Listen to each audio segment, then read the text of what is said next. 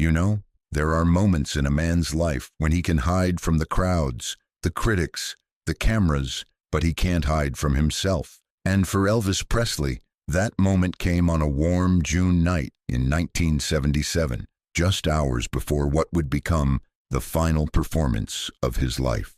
Most people remember the shaky voice, the tired eyes, the weight he carried, both on his body and on his soul. But they don't know what was going on inside his heart, what he whispered backstage, what he confessed to his closest friend when he thought the world had stopped listening. Tonight, I'm going to tell you the untold story about what Elvis really thought before that last performance, what he feared, what he regretted, what he hoped for, and the one truth he finally admitted too late. And if you love these hidden memories and stories from the past, take just a moment to like this video and subscribe. It helps these stories live on, especially for those of us who still remember when Elvis felt alive.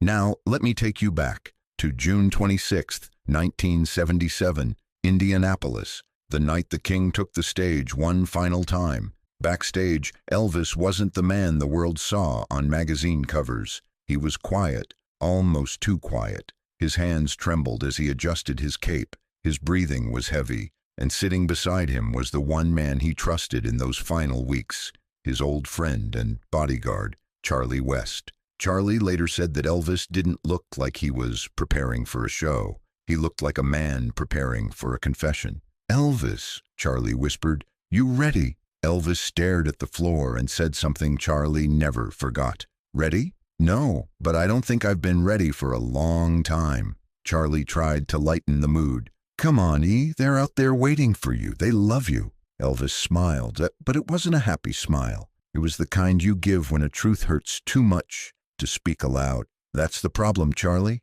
he murmured. "They love who I used to be." And with that, the King leaned back and closed his eyes, as if he were listening to a voice only he could hear. Now, around this time stamp, I always ask my viewers something important, because this story isn't just about Elvis, it's about life and the weight we all carry. So let me ask you, have you ever reached a point in your life where people expected you to be strong, even when deep down you felt you had nothing left to give? Maybe it was family depending on you, maybe work, maybe a promise you didn't want to break. Tell me, if you were in Elvis's shoes that night, would you have walked out on that stage, or would you have walked away to save yourself? I'd love to hear your thoughts in the comments, because what Elvis said next, it shows a side of him the world rarely saw. Charlie asked him softly, "Elvis, what's really going on?" And with a voice low enough to almost vanish into the dressing room air,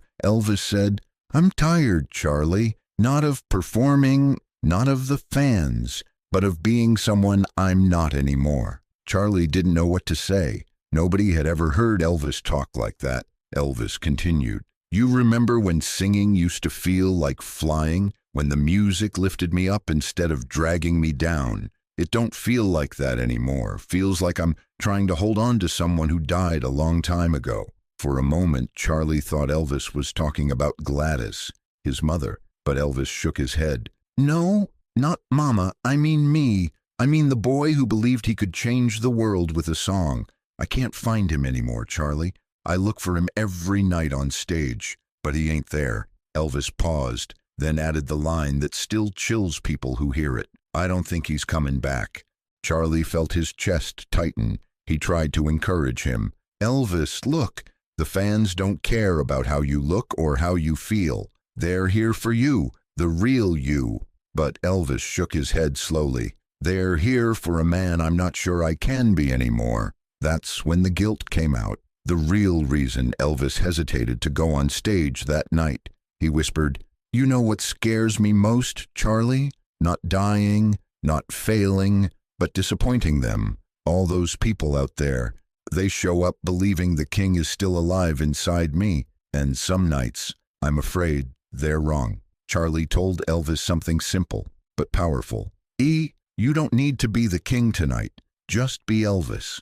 And for the first time in a long while, Elvis's eyes softened, but there was still one secret he held on to, a secret he revealed only moments before the curtain opened.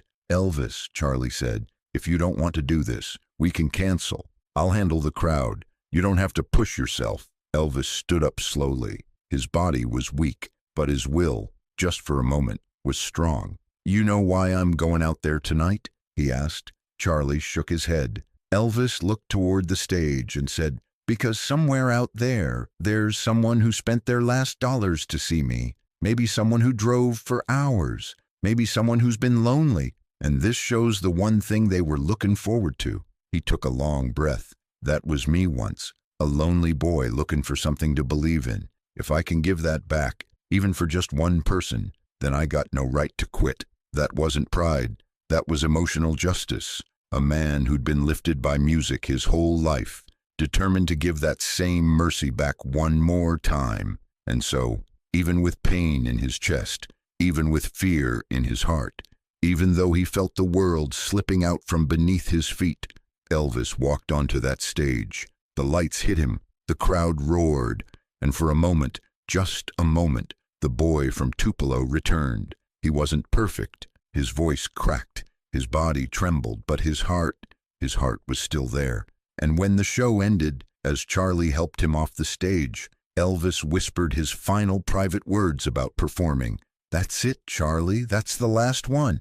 I gave him everything I had left." And he had. 2 months later, Elvis was gone. But that final night, that final decision, that moment when he chose to sing through the pain instead of hiding from it, that was the last gift the king ever gave his fans. Not perfection, not the Elvis of 1956, but something far more human, a man who kept his promise, even when it hurt. And maybe that's the lesson his final performance left behind, that sometimes the bravest thing a person can do is show up, even when they don't feel like a king anymore. If you enjoyed this story, and if you want more powerful untold memories about Elvis and the legends of our time, make sure you like, subscribe, and turn on notifications. It helps keep these stories alive for the people who lived through those years and still carry the music in their hearts.